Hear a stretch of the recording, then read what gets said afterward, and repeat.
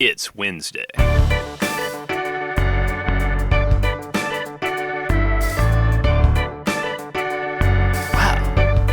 Sad. Double.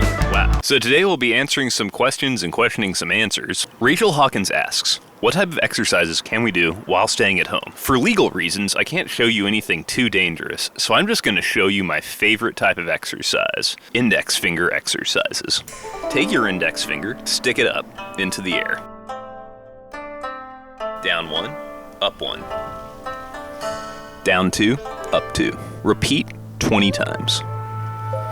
Rotate 90 degrees. Do it again for all possible directions. This is how you know that your chai is within the colors. Everyone has a chai, and your finger can point that chai in any direction you want it to. But in order to do that, you have to point it in 4 directions, as we just did. Now that your chai is centered, we're gonna do some index finger planking. Make sure that your index finger is at a 90-degree angle to the table.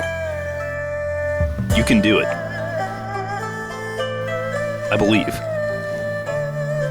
Don't give up now. Just keep going. Only 18 more minutes left. Ian Salisbury asks, do you think in the far future, space hermits will dwell in supernovas? Yes. Indeed, in the far future, space hermits will dwell in supernovas. Now that may sound painful. After all, a supernova is defined as a star that suddenly increases brightly in brightness because of a catastrophic explosion that ejects most of its mass. But if you think about it, that's actually warmer than normal outer space because you're on fire. XXXXX underscore pizza Parker underscore XXXXX asks, what subliminal messages have you hidden in your songs? And are you working for the government to cover up Epstein being murdered? There are many subliminal messages hidden in TopHouse lyrics. One of my favorites is in California, in Spend a Weekend on the Beaches. But maybe one of the darkest, deepest, and most desperate messages we've hidden in a TopHouse song are the connections between Jesse Davis's In the Wake and the Russian sleep experiment of 1940. I was stuck in the moment, and it already came and went. And I can't help but wonder what it would have been like to go with it. But that's all wishful thinking. And it can't cover up what's real. How do I move on from something I continue to feel?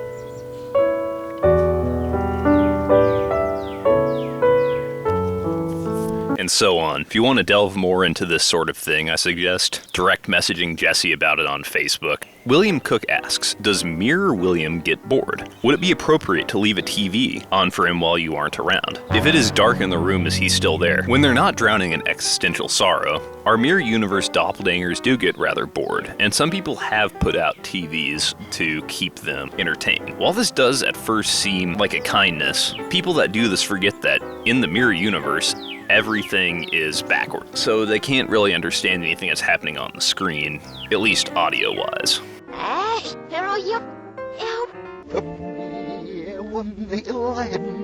Everyone knows that your mirror image is always there when the room is dark. Even when you're not near the mirror, it stares into the void, wishing you were there. Well, that's about all for today. Leave more questions for next week, but also, if you guys have any ideas for what we could do for a 400 subscriber bonus, leave those too. You guys have a great day, and don't forget to give a high five to... Actually, don't do that. We're still in the middle of the coronavirus. Don't give a high five to random people. Just hide in your basement or whatever you've been doing for the last, month and a half. Yep.